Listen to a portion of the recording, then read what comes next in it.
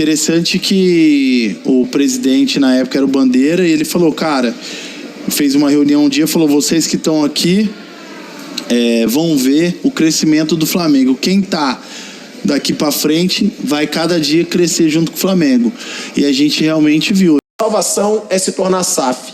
Mas com você no Flamengo, o Flamengo não se tornou SAF, o Flamengo tinha muita dívida e você conseguiu equilibrar o caixa do Flamengo. Qual é a receita? Tem como esses times se salvarem? E o que você fez no Flamengo? Qual foi? Pelos exemplos que você dá fora de campo, né? E aí você fazendo isso, né? E tendo 40 milhões de torcedores, né? Que 40 milhões de torcedores são 40 milhões de consumidores de qualquer produto que se associe à marca Flamengo. Então você, com uma torcida do tamanho da do Flamengo, você consegue mais dinheiro nos contratos de transmissão de televisão, você consegue melhores patrocínios na camisa, licenciamento, bilheteria. É só questão de você trabalhar com competência, né, com capacidade gerencial, com transparência e com vergonha na cara. O que o Bandeira falou, aconteceu. Ele falou, a gente vai tirar o pé. Um clube como o Flamengo não pode estar numa situação como essa. Eu, como um cara estudado, um cara que trabalhei com banco, com pessoas competentes do lado, empresários do meu lado, a gente não pode deixar o clube de uma potência do Flamengo estar numa situação dessa. Mas por que está numa situação dessa? Porque o clube gasta mais do que recebe. É simples, Alexandre. Então, daqui para frente, tudo que você está vendo é tudo que a gente tem condições de fazer. O que a gente não tiver condições, a gente não vai fazer. Então, a gente está aqui em São Paulo, nesse hotel, é porque a gente tem condições de estar nele. A gente vai pagar o bicho, não pede R$1 a mais, porque é o que a gente tem condições. E por assim vai ser nesse ano e no próximo ano, de repente, mais 1 ano e meio, 2 anos para frente. No momento, quando você vê aquela encrenca toda armada, você tem que tomar medidas drásticas, urgentes e muitas vezes antipáticas. Eu lembro quando eu cheguei no Flamengo, o nosso principal jogador do elenco era o Wagner Love, né, que está inclusive agora, né, já tá fazendo sucesso aí, tá já em final de carreira, mas tá fazendo gol todo jogo. E o Wagner Love era o nosso principal jogador, era o jogador que custava mais caro. Ele custava para nós já naquela época, em 2013, entre luvas, né, e salários, mais de R$1 milhão por mês. E nós ainda estávamos devendo 6 milhões de euros para o CSKA. O Flamengo tinha trazido ele por 10 milhões, tinha pago 4 e ainda estava devendo 6. E nós não tínhamos como sustentar aquela situação, apesar de... Mas assim, o Flamengo, quando eu chego, eu venho numa situação difícil, que eu falei de salário não era tão alto, o time não era o Flamengo.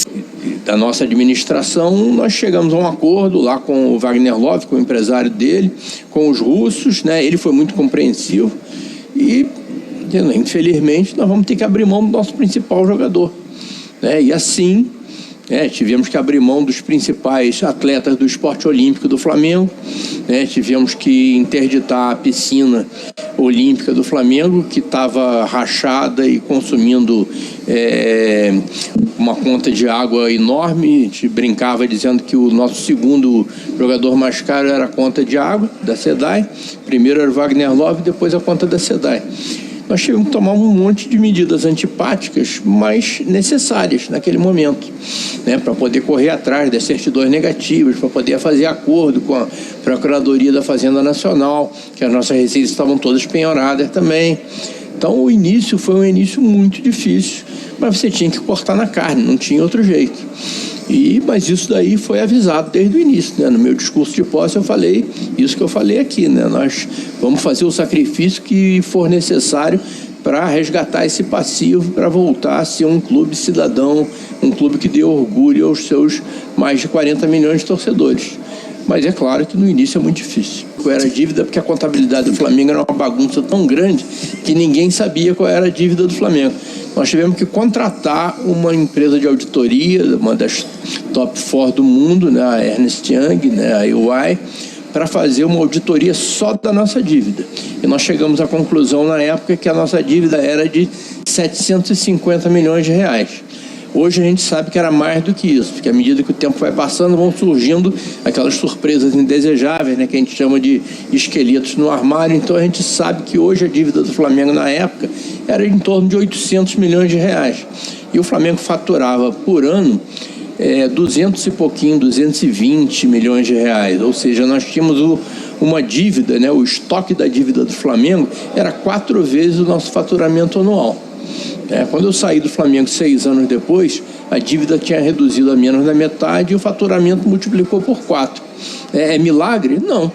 É competência, é transparência, é vergonha na cara, é saber aproveitar o ativo que você tem, que são os 40 milhões de torcedores. E hoje, quando o senhor vê o Flamengo, né, sempre fechando o balanço, né? A última temporada foi 1,5 bilhão, né?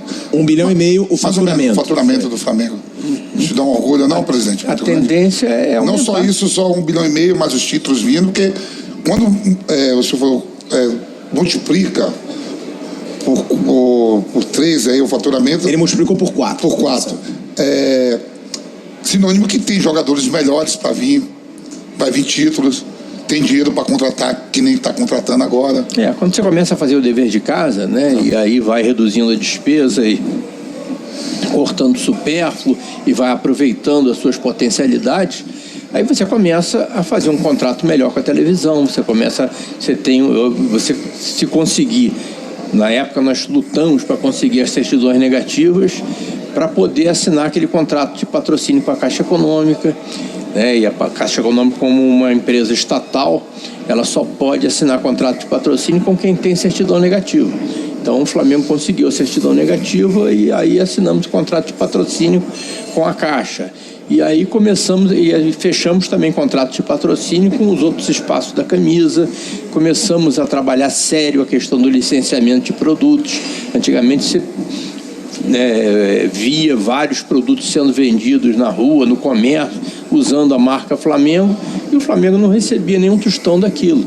Então começamos a trabalhar isso, né, com seriedade. Implantamos o programa sócio-torcedor, que não tinha no Flamengo, e quando a gente saiu já era a nossa segunda maior receita, né? Só perdia mesmo para o contrato da Globo, mas era maior do que o contrato da Caixa, né? Maior do que todos os outros contratos de patrocínio, maior do que o contrato da Adidas, né? De fornecimento de material esportivo. Então, quer dizer, levamos, né, muito tempo para fazer esse ajuste. Agora, contamos muito também com a parceria da torcida do Flamengo. Eu agradeço muito a torcida do Flamengo, né? Quer dizer, eu agradeço a todo mundo que trabalhou comigo, que ninguém faz nada sozinho, né? Então, os meus vice-presidentes, os meus diretores, né, o corpo funcional do Flamengo, pessoas altamente competentes. Mas se não fosse a compreensão da torcida, a gente não tinha ido a lugar nenhum. Eu senti na pele e vivenciei, porque no Flamengo eu cheguei a ser capitão, né? E aí o capitão tem uma intimidade maior com os dirigentes, presidente, e realmente depois a gente estrutura o clube e depois a gente vai ter um clube muito forte, nunca visto no Brasil. Porque a partir daquele meu discurso de posse, a torcida comprou a nossa briga. Quando o Wagner Love foi embora, que eu achei que ia ser um Deus nos acuda, que as pessoas iam me bater na rua, ao contrário, né? Eu só recebi apoio. E a torcida se dispôs a fazer sacrifício, 4, 5 anos de sacrifício, para poder, né, chegar hoje, né, no outro patamar que o Bruno Henrique tanto fala. Torcedor de arquibancada, acompanho o noticiário de vocês e tal, e aí fiquei sabendo disso, né? E aparentemente o que houve é que tinha uma cláusula que para você fazer qualquer alteração era necessária unanimidade. Da unanimidade, né, não se resolve. Mas se existia essa cláusula de unanimidade antes, é sinal que todos concordaram com a unanimidade, com a necessidade de o Corinthians ganhar mais, né? São 2 clubes que têm uma torcida muito grande, isso é mais público para a televisão, é mais gente comprando, né? Camisa já é outra coisa, né? Porque aí você não precisa dividir com ninguém, né? Mas é natural que o Flamengo ganhe mais. O que está sendo discutido agora, aparentemente, também só sei disso como consumidor de notícias, né? O que está sendo discutido vamos dizer, qual o tamanho dessa diferença. né? O Flamengo, a partir do momento que você se organiza sob a forma de liga, e a liga é a que vai fazer a negociação, seria justo que o Flamengo ganhasse 20 vezes mais do que o segundo, não, mas do que o 10º, do que o 20º na relação. Agora, quanto a coisa de ironia e tal, eu prefiro nem comentar, porque eu não estava ali na hora, né? E vamos deixar. Rubro-negro? Não, como rubro-negro, eu acho que, assim, agora que eu estou de fora é até mais fácil falar, né? Mas essa relação entre dirigentes, eu acho que tem que ser pautada, assim, pela harmonia, pelo respeito, né? Não sei exatamente o que aconteceu, mas eu acho que Flamengo e Palmeiras são duas grandes agremiações, né? E tem, diria que, a obrigação de trabalhar em conjunto. Corinthians também, Vasco da Gama também, São Paulo, né? Acho que o ideal seria que os clubes fora de campo fossem aliados, porque eles têm muita coisa em comum mesmo. Piscina Olímpica do Flamengo, né, vazava, esqueci o número agora, a quantidade de milhares de litros de água por dia, né? E não só isso daí. Isso é um gerava custo. uma conta nem pro sócio, né, pro atleta do Flamengo que está usando ali, aquele negócio podia rachar de uma hora para outra, né? Então nós tivemos que tomar uma decisão difícil e dizer, fecha a piscina olímpica. Aí a natação do Flamengo, tudo bem, tem outra piscina, né, que não era olímpica na época, né, mas não tem jeito, tem que fechar. Aí fechamos, tivemos que fechar a piscina e aí partimos para...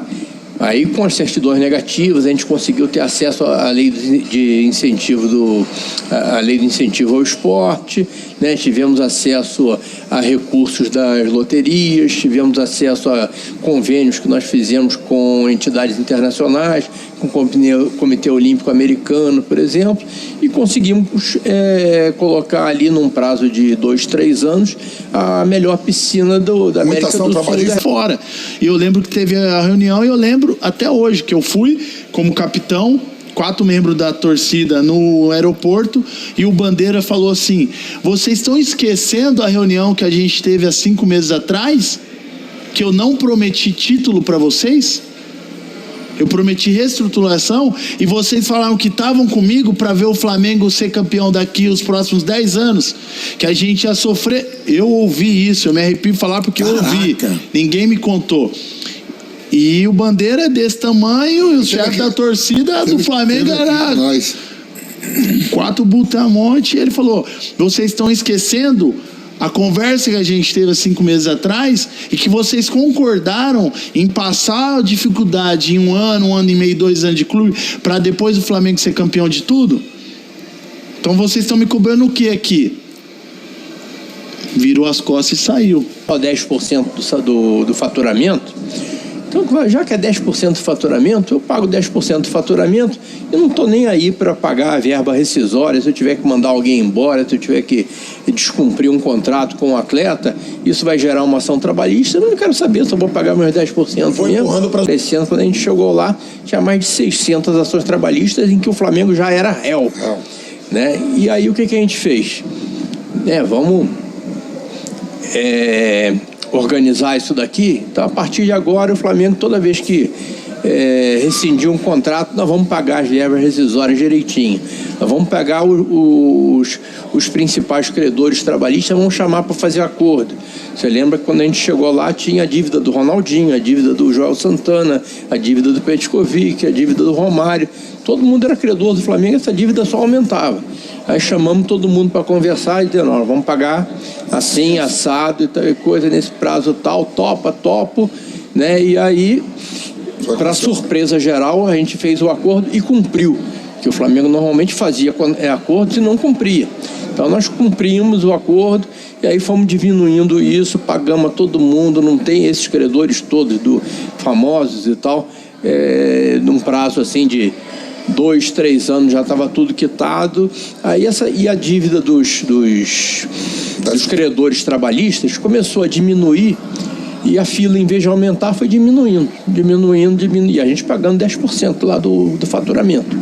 Quando chegou numa hora, a fila tinha diminuído tanto e tinha acabado, e a gente continuava pagando os 10%. Então, em vez da gente dever o ato trabalhista, nós éramos credores do ato trabalhista. Era a Justiça do Trabalho que estava devendo dinheiro para a gente. Aí o ministro Caputo Bastos, né, lá do TST de Brasília, resolveu fazer uma solenidade de discussão. Toda vez que tinha uma eleição no Flamengo, os candidatos ficavam discutindo como é que eu vou pagar a dívida. Nunca mais ouviu falar, né, na dívida do Flamengo, né? Você já teve eleição no Flamengo em 2015, 2018, 2021. Você ouviu falar de dívida do Flamengo na eleição, no debate e tal? No dia que poucos dias depois de eu assumir, eu fui lá no CT pela primeira vez, né, que ainda era, né, um barracão cercado de lama por todos os lados. E aí eu fui encontrar os atletas do Flamengo, que vocês sabem, eu saí da arquibancada e fui direto para a presidência. Eu nunca fui diretor, nunca fui vice-presidente. Então, eu de torcedor virei presidente de uma hora para outra.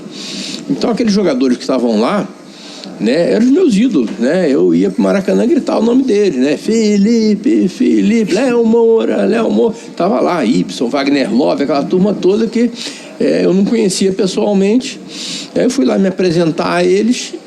Só que aqueles meus ídolos que estavam lá, a gente estava devendo 3, 4 meses de salário para eles. Aí eu falei para eles: gente, eu estou aqui morrendo de vergonha, né? Porque eu estou assumindo a presidência do Flamengo, estou vindo aqui falar com vocês e nós estamos devendo 4 meses de salário para vocês.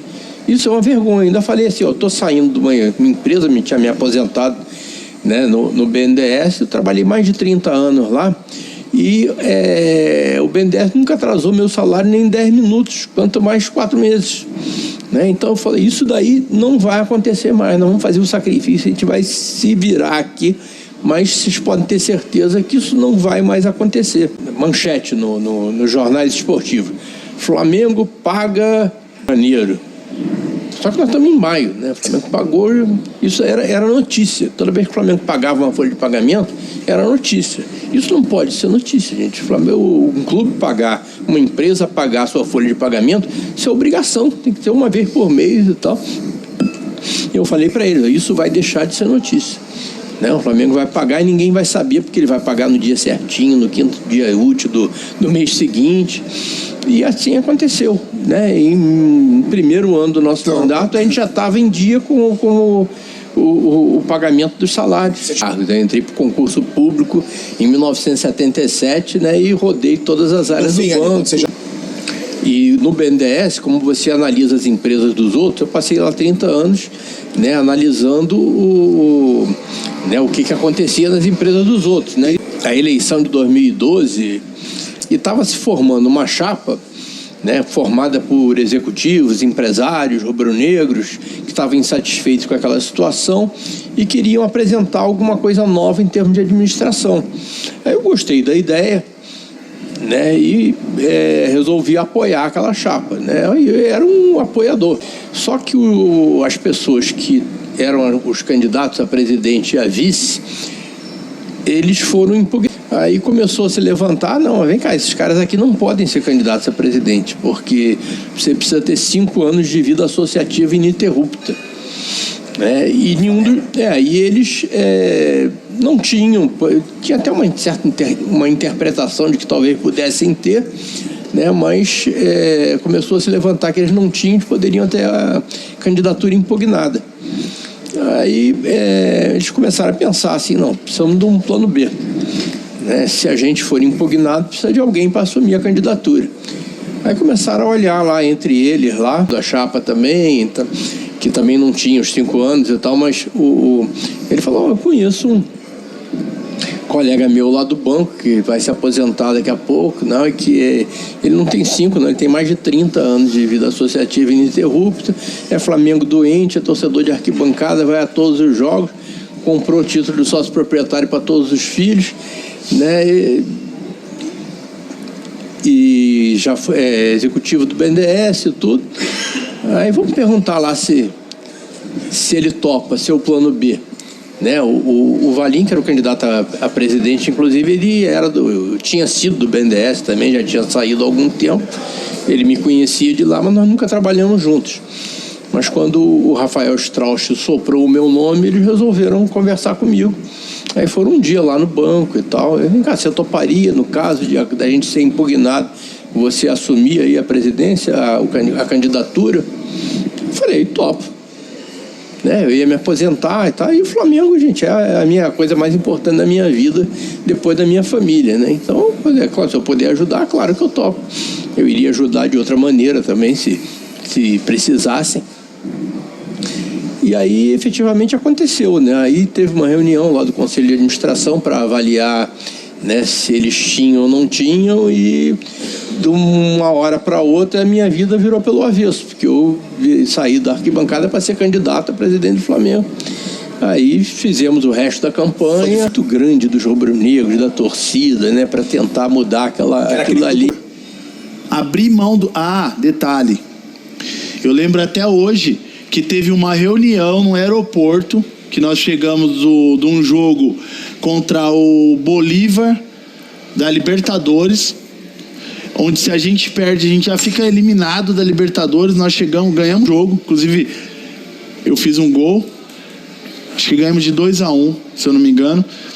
Só que a torcida, nós chegamos no aeroporto, a torcida dando uma pressão, porque no outro jogo era contra o Lyon do México e a gente tinha que ganhar também para não ficar financeiro no futebol.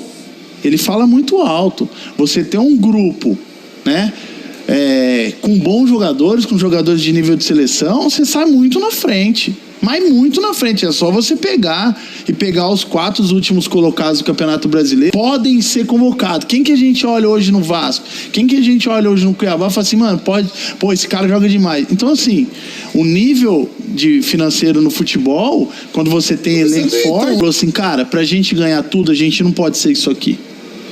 Mas não, tem que ter um negócio para medir o jogador quando ele chegar. Não, tem que ter uma maca assim que lê o cara percentual de gordura. Acabou de melhor fisioterapeuta, melhor fisiologista, melhor nutrição. Só contratou jogador, porque aí você tem que ter gestão também. Você tem que ter um executivo que saiba gerir o grupo, porque também não adianta só ter bons jogadores e não ter gestão. A gente tem Dourado, com um elenco maravilhoso, jogadores de nível de seleção. Você pegar o time do Flamengo, é todo mundo da seleção, irmão.